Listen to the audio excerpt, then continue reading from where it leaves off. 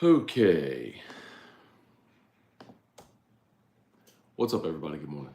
Welcome to a Thursday edition of Morning Scone, presented by Brock, the Baton Rouge Clinic.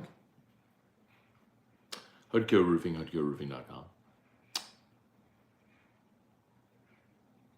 Restored Motions, RestoredMotions.com, and ProCharge EV, ProChargeEV.com.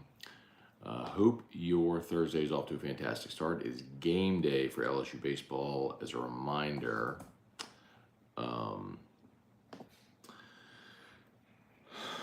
final weekend of conference play, because SEC tournament, the single elimination portion starts on Tuesday. Excuse me.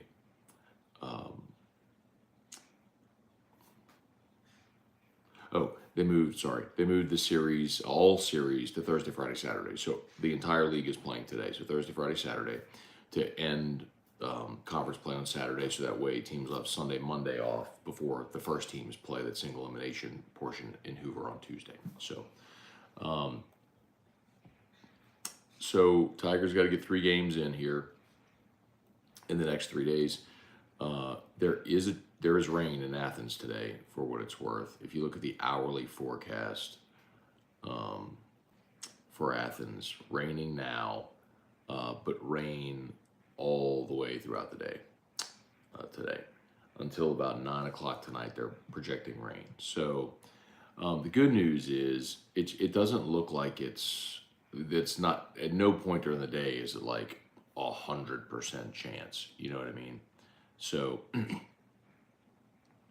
keep in mind that it is, we're an hour difference, so it's a 6 o'clock local, 5 o'clock central first pitch. And the good news about that is potentially if you do get a weather delay, you should be able to move the game back and play it. So as of right now in Athens, they're calling for a 56% chance of rain at first pitch. And the chance dips throughout the evening, 43, 38, 24%. So, and again, none of it looks like it's really, really bad rain.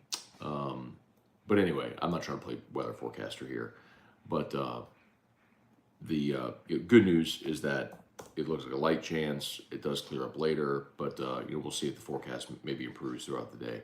So, all right, we'll say some good mornings here. LSU Georgia game 1 tonight, 5 o'clock local time. So AFR will be on during the final hour of AFR when the game is starting. So hopefully it cooperates. I wouldn't mind a little 1 hour weather delay. Start that thing at 6 when AFR ends, 6 Central. Okay, let's say some good morning, see what y'all got. Fire away. Nick Newbill, good morning. Trivia Carter, good morning. Larry Gardner, Matt Plavidal, good morning. I enjoyed the Instagram stories. Thanks, man. Appreciate that. Yeah, so a lot of y'all had asked. I get asked a lot what a day's like, how I produce a lot of shows throughout the day and everything. So I did an Instagram story yesterday. It was kind of like a day in the life. I did not, however, include Morning Scone. I started, I forgot to do a sort of kickoff to the day with Morning Scone. But anyway, so if you want to check it out, you can go see my Instagram story from yesterday. It's basically a day in the life. So Instagram's at Matt Moscone if you're interested. Spurge, Joel Ensminger, Jason H, good morning. Bart St. Germain, PTG Toasty, good morning. Trivia Carter, thank you, Matt. I go to Facebook 1 time a year, and the stupid system alerts people. Now I'm getting friend requests from people I have seen or spoke to in decades. All right. Boy, Trivia. Hey, man, embrace it. Embrace those relationships. You know what? You can blame me all you want, Trivia. YouTube is what faltered that day that we moved to Facebook. I mean, it was YouTube's fault. You're blessed, wonderful, loving YouTube. Tim Gotro, Alex DeVilliers, good morning. Maybe us being on the road and then SEC tournament will keep us focused, get some W's. Yeah, Alex, I think I do think there's something to that, right? I think one of the talking points every year at this point is, for every team, is, well, excuse me, the finals are done, so it's all baseball. There's no more classwork, no more school. It's wake up in the morning, get your workout in, go to the park, and then you're like basically a pro all day. It's just baseball. And so that does tend to focus people as they don't have their mind on other things. You're not thinking about finals and all the things that matter, but they could be distractions. So you do limit distractions this time of year, which is a good thing. Um, and then there is something to be said for the camaraderie of being on the road with your teammates and coaches, whatever. So I hope so. I mean, you can certainly spin that to a positive, and I hope they do. Weston Weaver, Reed Rule, Morning Scone need the sweep, and Vandy take 2 or 3 against Arkansas to win the West. Um, Reed, honestly, I'm sure. I would have loved to see LSU take care of business the last 2 weekends and win the league. Because I think winning the SEC is, as you've seen, it's really hard to do, and would love to see LSU do that. But I'm more concerned right now with being one of the top 4 teams in the league, get the double bye in Hoover, and in so doing, winning this weekend, I think you lock up a national seed regardless of what happens in Hoover. So I'm with you. I'd love to see LSU sweep. And Vandy, I don't know if Vandy's going to win that series, man. I know they're at home, but 2/3 of Vandy's starting rotation is out this weekend. So I don't know how they're going to pitch it. And Arkansas has managed injuries all year, and they just continue to kind of plod along. They've lost some series, but lost series to LSU and lost the series to Georgia, oddly enough. But they just kind of continue to plod along. Joey B19, where would the season rank in terms of disappointment if we don't get to Omaha?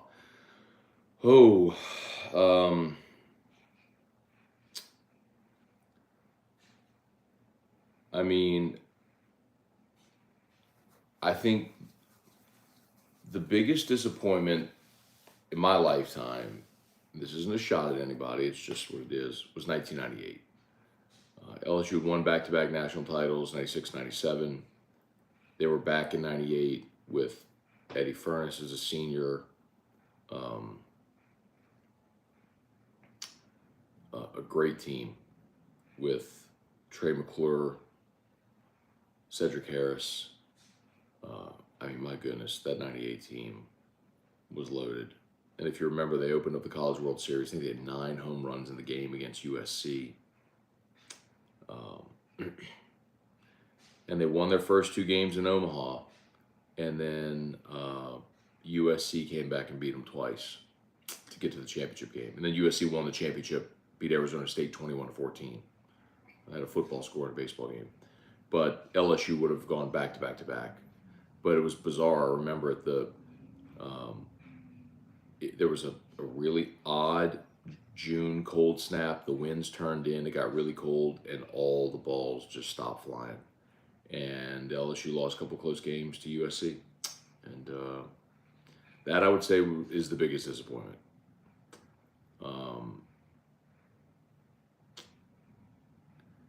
2013 and 2015 both got to Omaha and lost there, and I think either one of those teams were plenty good enough to win the whole thing. And just goes to show how hard it is to win when you're there, man. As far as teams not getting to Omaha, I mean, any time in the 90s LSU didn't make it to Omaha, it was certainly a surprise. But you had the 6-team regionals, and there was a little more variance, and it was just bizarre. But the great '97 team had to beat come back and beat South Alabama twice. So was it Long Beach? Am I confusing the years? Was it South Alabama or Long Beach? Anyway, 2014 was disappointing. That was a team, that was Aaron Nola's final season. You had Nola at the front of your rotation. You had Bregman on that team, as a sophomore. You were in Omaha the year before. You went to Omaha in 2015 with great teams. 2014 just struggled to find their footing at times, and they were in the winner's bracket and lost a home regional. 2012 losing the home super to Stony Brook. I mean, you look back and that 2012 team, certainly had a lot of holes. I mean, you had Mason Katz playing center field, and you had things that work. I mean, Katz was a very good hitter. Don't misunderstand. Rafe hit 431 that year. You didn't have a lot of power bats, but your rotation was Gosman, Eads, Nola. And Nola was your 3. And you lost to Stony Brook, super. So,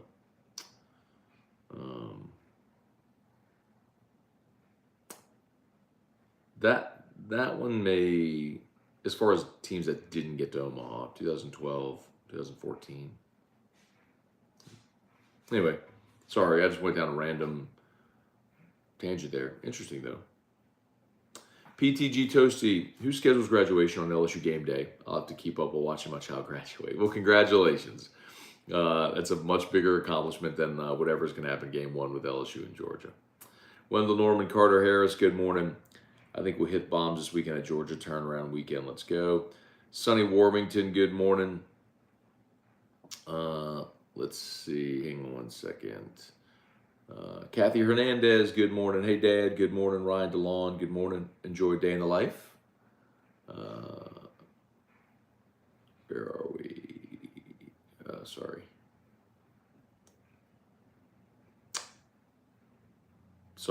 There it is. Cool scene behind the scenes of radio. Thanks, Ryan. Appreciate it. Trey Potan, what's up? Craig Duga. Missed the show last night. How was the Old Elk? So we tried 2 different Old Elks, Craig. We tried the 8-year wheated bourbon, and then we also tried. It was a blend of their wheat whiskey and rye, and I liked that one better. Their blend was very good. Both were excellent. David Tolson, good morning. Brant Roban, I think I heard Georgia not switching their rotation for the weekend. Yeah, Brant, Georgia doesn't really have. So you're talking about pitching backwards, like State and Auburn did. The difference is both Auburn and State had a very clearly defined number 1 Friday night guy that they just moved to game 2. Georgia doesn't have that. They have had some injuries, but they just don't really have a set rotation. If you go look at Georgia, it's changed every week. They use relievers in a starting role sometimes. They're starting a freshman tonight who's, I think they're in 17 innings on the season. They don't have a set Friday night guy to use in that role. So so it's not. I'll tell you who they're starting. Hang on. If you missed it yesterday on AFR, we interviewed a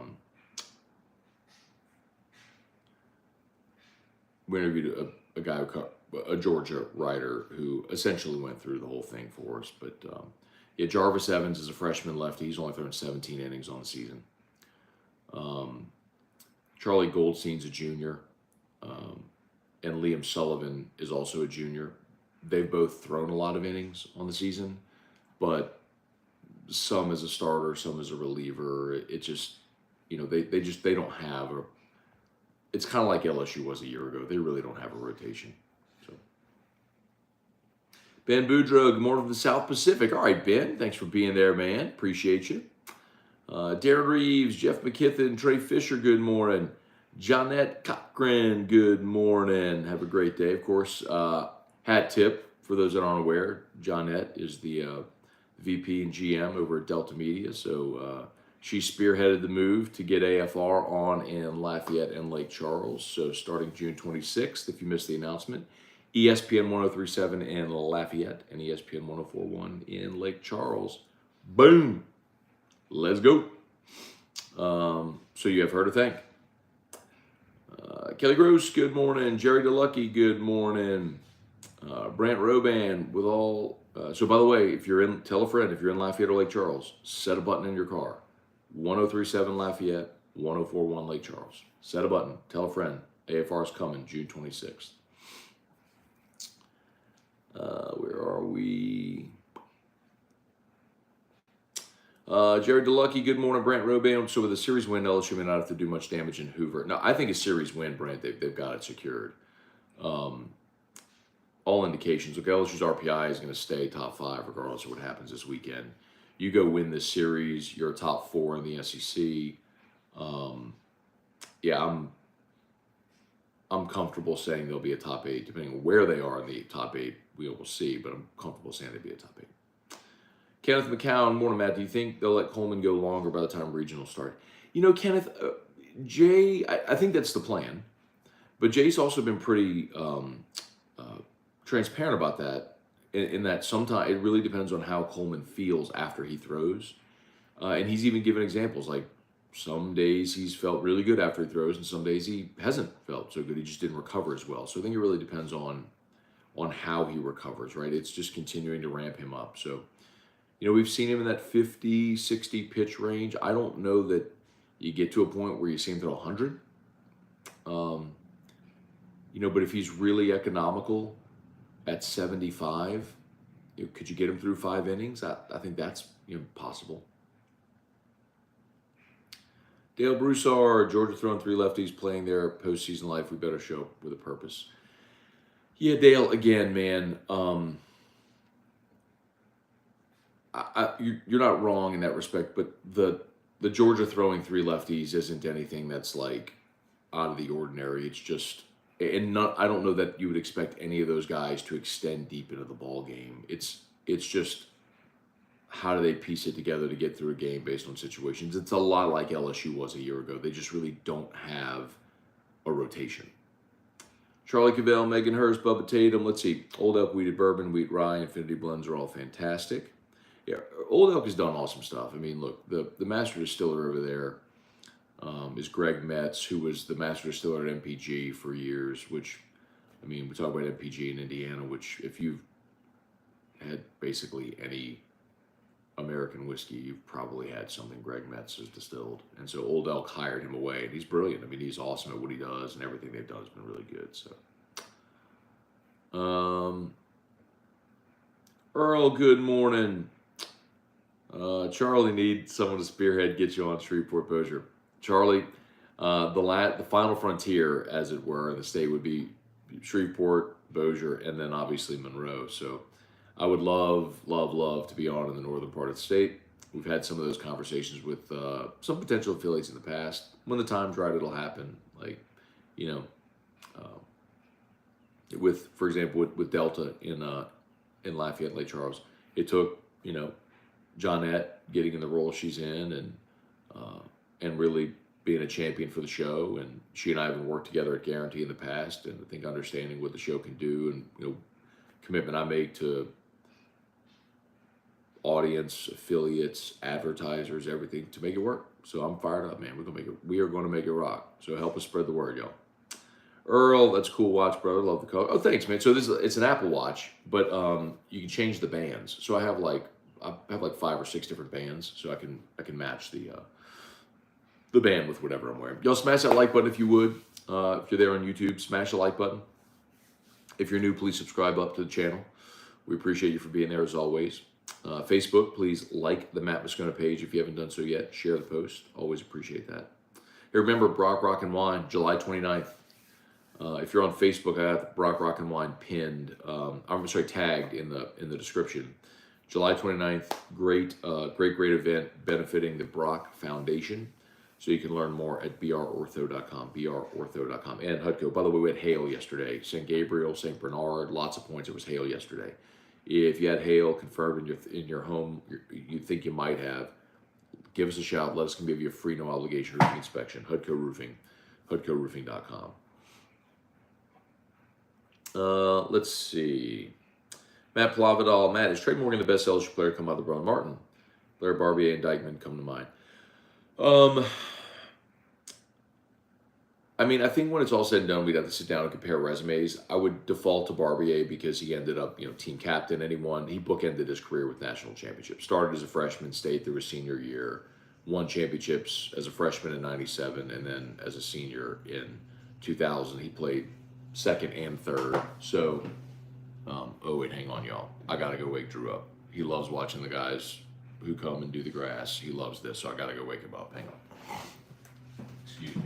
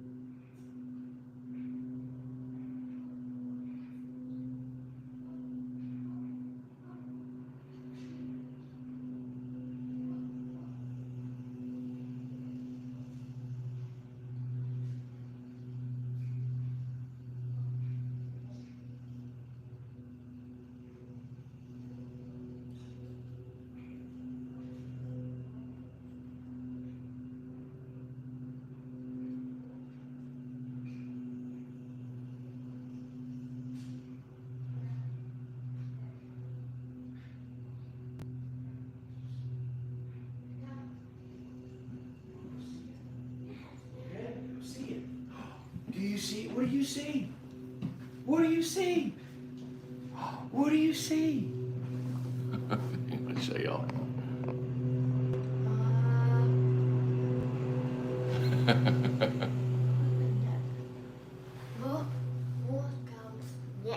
What comes next?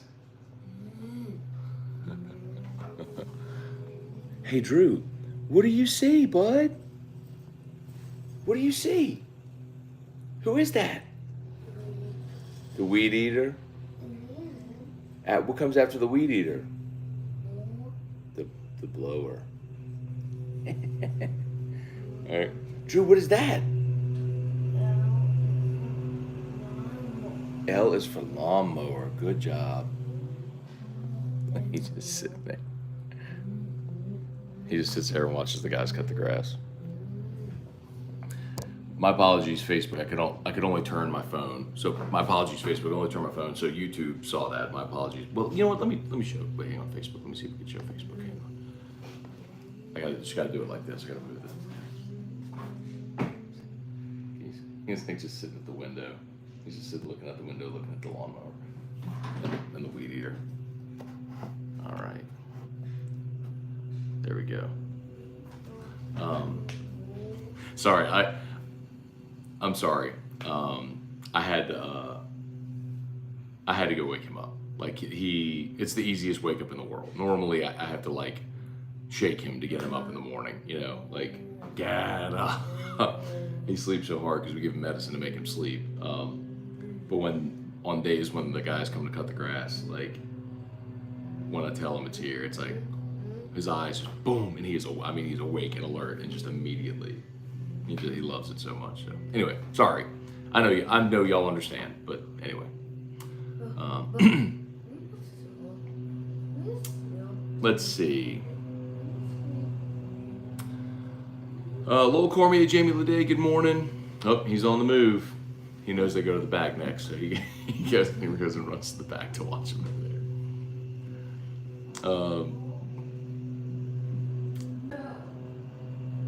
Kyle Milliken, morning, Matt. Enjoyed a walk through the day in the life. Looked like a long day. Didn't realize how much went into preparation for AFR. Oh, yeah. A lot of people think it's a 3-hour gig. Nah, it's a long day. Had no idea you went through all that with Drew. Glad he's healthy. Thanks for the content, Matt. You got it. Yeah, man. So we talked. I guess because we talked about it yesterday on AFR because of the Foster Morrow stuff. That's right. Damon Gilmore, Irfan Sayad, good morning, Guy Brooks, happy Thursday. Brian Kelly's a master recruiter building a strong roster. Eric Waterrider, good morning. Let's see, Jay's highest fielding percentage ever was .975. Seems like Lincoln Riley of college baseball, not a bad thing. Michael Castello, good morning. Alex DeVilliers, 2014 was tough. Houston tore us up at home. And it was out of the losers bracket. And I'll tell you, you want to know a story about 2014? So when Eric was pregnant with Drew, and we transferred care to Houston. So of course he was born there at Texas Children's, and then we were there for 9 months. We moved to Houston the weekend of that regional. So the Saturday, like we left Baton Rouge on a Saturday and moved to Houston. We had a small apartment in the Med Center. And I remember we got there Saturday afternoon, kind of moved our stuff in, and we're kind of getting settled, and ordered a pizza and went and picked it up. It's funny the things you remember. And brought it back because it was just the nearest food that I could find. We're a completely new place, didn't know where anything was. And we watched the Marvel game of that regional, and LSU won it, of course, but then lost Sunday and Monday.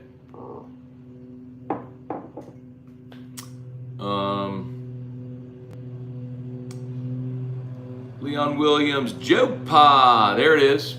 It was South Alabama. Long Beach was the 11-inning game. Thank you, Joe Pa, guy who would know it well. Antron Hemingway, good morning. Leon Williams, Matt found a store here in Fort Worth with Blanton's, but wanted $200 per bottle. How much of a gouge is this? Don't remember it. It's been so long. That's a gouge, Leon. Blanton's should be about, I don't know, $65, $70 maybe. So, they're putting about a 3x on the suggested retail. So I'd pass on that. One Nardy, good morning. Michael Castello, do you agree with Hunt's take on possible decision of making the Friday game and regional bullpen game using Paul and Ty to try to close out? Absolutely. I mean, for me, Michael, I think that's a no-brainer. It's Skeens is your marble guy, and depending on who the 4 seed is coming in, you could throw anybody. Like, you could do what you did this past week and start Blake midweek, start Blake Money, and then just treat it like a midweek. And absolutely, because your offense should score 20 against a 4 seed. Like, you know what I mean? Like, so I mean, 100%. That's what I would do. That's what you should do. Damon Gilmore, thoughts on Poirier Gaethje too? Going with the Louisiana boy. Give me Poirier. Cajun Country, good morning. What's your favorite beer? When are you going to join Lynn Rollins on a Sunday? You'd be awesome at that. So they've never asked me to do SEC Network with Lynn. I know they have their crews. And, Hunt has worked for the network. So, he does pre and post on the network and has filled in for Blair a time or two whenever, if Chris is doing basketball and baseball overlaps. I know Hunt has filled in there at times. So that's a big reason why, Hunt's very good. I've told Hunt, I think Hunt should be the baseball play-by-play guy. I think to ask Blair or any play-by-play guy to do 3 sports is obnoxious. There's no place that does that anymore. But that's what Joe Oliva wanted whenever he was, hiring Jim Hawthorne's replacement. His thing was, if there's a big moment at LSU, we want everyone to know whose voice it is. That's all fine and good, but it's also absurd to have, 50 of the 52 weekends a year spoken for, and to call a basketball game on a Tuesday night, and then go to a midweek baseball game, and then hit the road to Starkville for a 3-game. So it's just anyway.